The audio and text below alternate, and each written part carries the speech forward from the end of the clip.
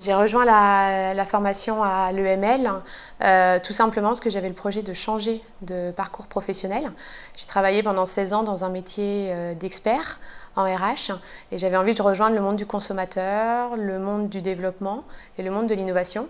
Donc j'ai travaillé sur un projet professionnel nouveau avec notre directeur général et l'idée était de piloter un nouveau projet de développement d'une nouvelle gamme de produits sur Paris tout en étant accompagné durant ce projet-là par le programme de formation de l'école de management de Lyon à Paris. Mon background, c'est 16 ans passés dans les métiers des ressources humaines et le dernier poste que j'ai occupé était un poste de directrice des ressources humaines dans le groupe Fleury-Michon, donc il y a un groupe alimentaire, agroalimentaire, implanté en France et à l'international.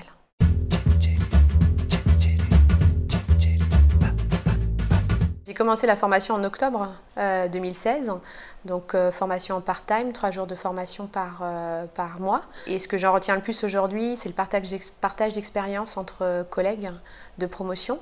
Nous avons beaucoup de petits travaux en groupe, beaucoup de travaux en commun de mise en application pratique. Et ensuite toute la théorie, la chance que j'ai, c'est de pouvoir l'appliquer directement dans mon projet, au quotidien et au jour le jour. La façon dont ça s'impacte au quotidien, c'est que moi je travaille dans une filiale du groupe Fleury-Michon qui est en mode start-up, donc qui est sur l'esprit entrepreneuriat, agilité, test and learn. Et au quotidien, tout ce que je peux apprendre dans le programme de l'EML, je l'applique immédiatement. Et ça nous permet surtout, en termes de posture, de prendre beaucoup plus facilement des risques et d'être beaucoup plus à l'aise sur des sujets dans des temps très très courts.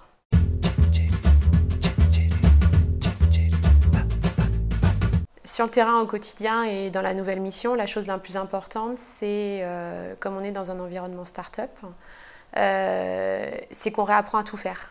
En fait, je venais d'un métier plutôt RH, plutôt généraliste, avec une assez grande équipe. Et aujourd'hui, on se retrouve dans un environnement où on travaille le développement produit, la R&D, la relation client, la facturation.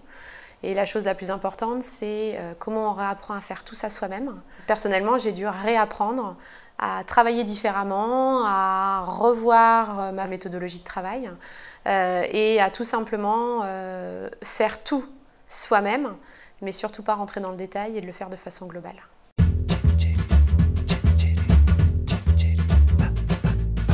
Le programme de formation de l'EML était intégré directement dans mon projet professionnel, donc c'était aussi une volonté de l'entreprise de pouvoir avoir quelqu'un qui rentre dans un programme en changeant de poste et en même temps en apportant des choses nouvelles. Dans la valorisation au quotidien, c'est plutôt l'état d'esprit d'entrepreneuriat qui ressort.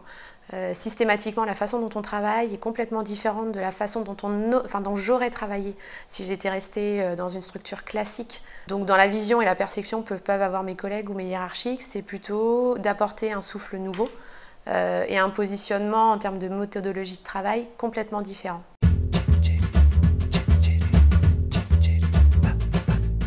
Dans le programme de formation de l'EML, donc le développement personnel est quelque chose qui est bien mis en avant. La façon dont le programme est fait au niveau de l'école, c'est très challengeant. Moi qui venais d'un métier d'expert où j'avais énormément travaillé cette dimension-là, aujourd'hui j'ai plutôt retravaillé ça en le mettant dans l'angle comment avoir une meilleure vision stratégique dans le développement d'une entreprise. Ça a été extrêmement riche sur 2 axes notamment, la capacité à fédérer et à entraîner. Donc comment on peut motiver les équipes par rapport à ça. Et puis sur la vision stratégique et l'esprit de synthèse. Comment rapidement, en 3-4 mots, on peut expliquer où on va. Donc du coup, c'est passé par des approches un peu différentes en termes de communication. Plus de dessins, plus de visuels et un peu plus de choses interactives.